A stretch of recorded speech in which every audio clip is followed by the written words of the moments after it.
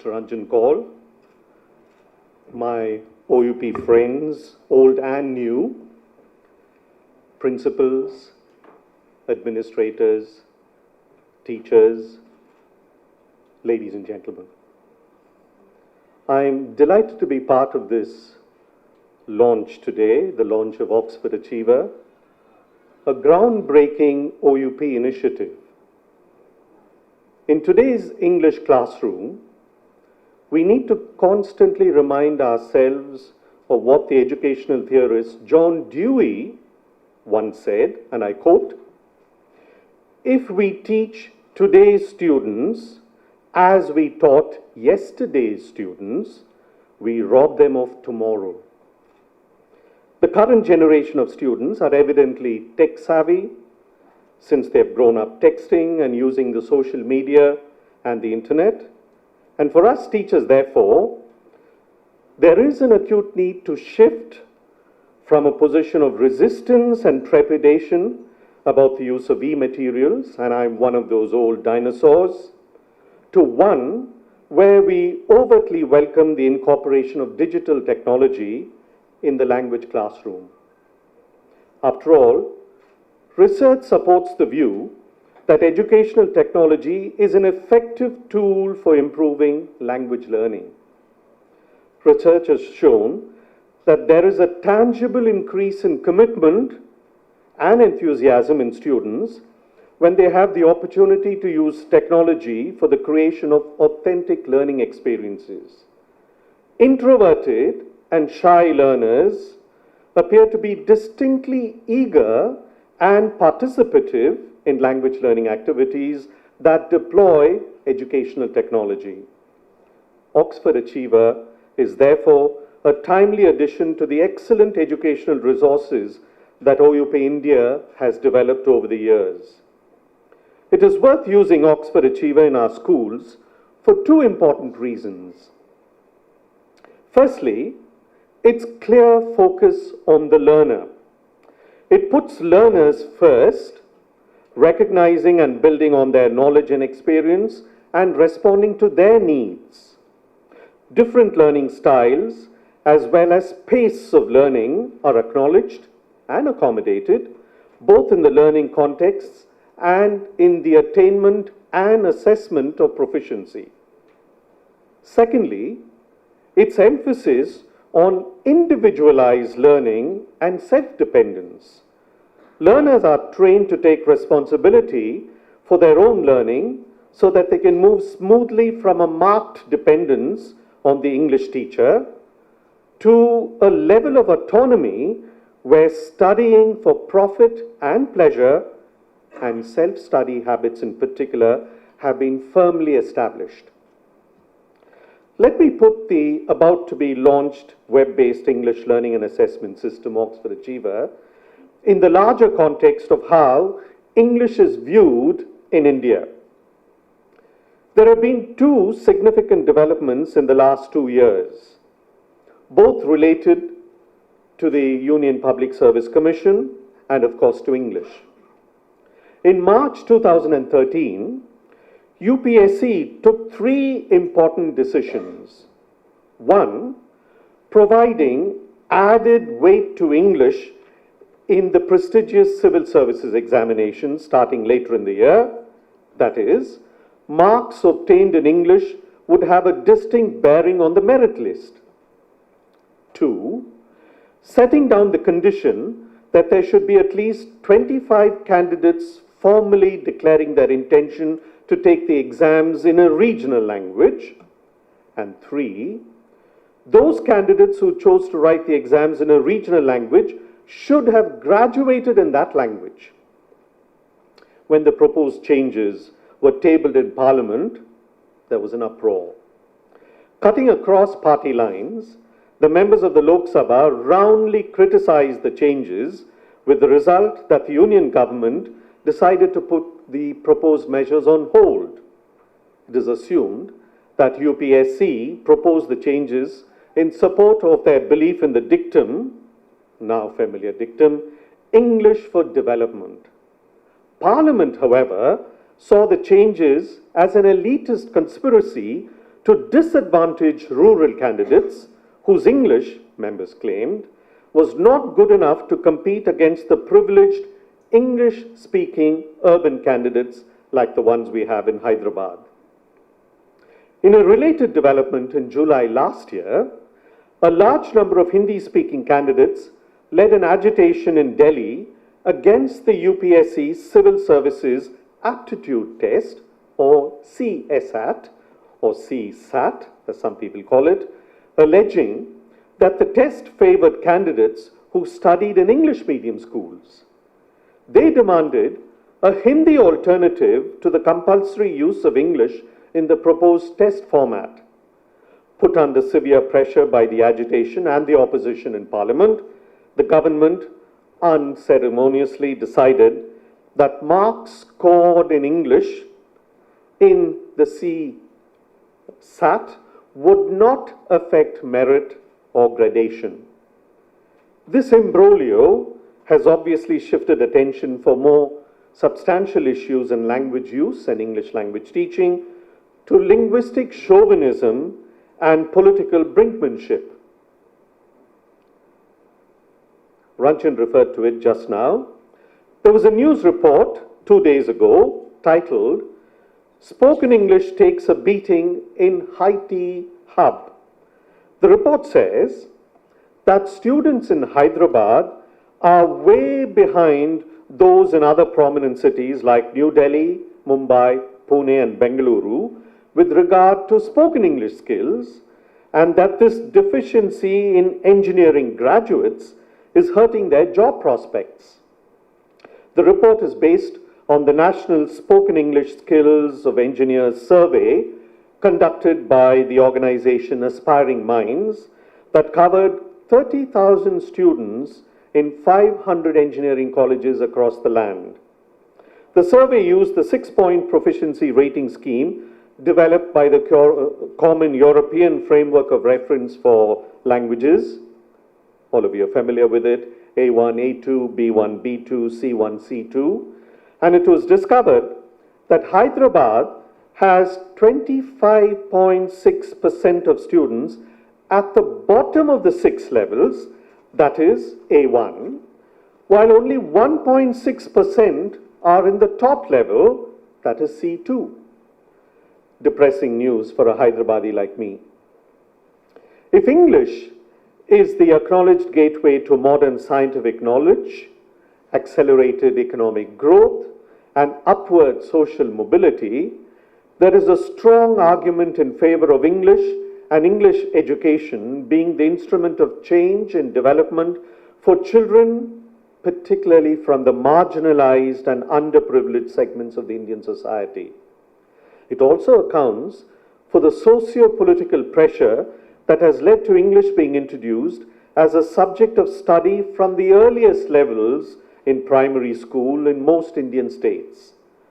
Critics of this move, however, have been quick to point out that deliberate prominence being accorded to English in school education would only alienate Indian children from their cultural roots and reduce their esteem for their own languages, which in turn would lead to cultural atrophy.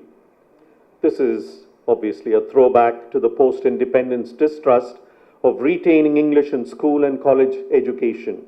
If you remember, the report of the University Education Commission of 1948-49 stated, and I quote, "The use of English as such divides the people into two nations, the few who govern and the many who are governed, the one unable to talk the language of the other and mutually uncomprehending. This is a negation of democracy," said the Commission. While this debate continues to rage, we need to remind ourselves of a home truth. The instrumental, the regulative, the interpersonal, and the imaginative functions that English performs in India are all located in multiple layers of diversity. And I'm deliberately using the word diversity to remind us of the key function of Oxford Achiever. To avoid falling into the monolingual trap, the instrumental function, that is the use of English as a medium of learning at various stages in the educational system, in particular should be seen to be performed in multilingual and multicultural settings. When the settings are acknowledged and accepted, learners, teachers, teacher educators, and administrators can be persuaded to regard English not merely as a utilitarian acquisition, but as a major contributor to personal development and as an invaluable tool for understanding India's pluralistic society. In a lecture at the English and Foreign Languages University, Kumara Vadivelu of the University of San Jose in the United States made this interesting comment, and I quote, "One's cultural growth should be rooted in one's own cultural traditions, but also be enriched by an ability and willingness to learn not only about other cultures, but also from other cultures. Learning about other cultures merely leads us to cultural literacy. It is learning from other cultures that will lead us to cultural liberty," said Kumara Vadivelu. The English classroom can then be exploited to promote the concept of language education in diversity.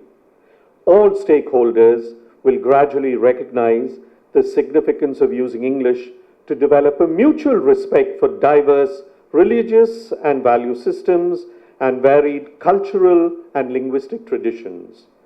One of the beneficiaries of this recognition will be materials developers like me. We will be able to overtly emphasize the principle of liberality through texts and tasks that are built on the knowledge and experience that learners bring with them in a multilingual and multicultural context. Consequently, classroom transactions will be used as opportunities for personalization, which in turn will lead to genuine empowerment. The National Curriculum Framework, the familiar document of 2005, stresses this link between personalization and empowerment. Firstly, a language course, it says, and think of Oxford Achiever, should give prominence to the knowledge that learners bring to the classroom, that is, everyday knowledge, and its relevance to school knowledge that is developed in an educational setting, which means that the teacher's job includes helping the learners to modify, extend, or elaborate the schemata that they bring with them.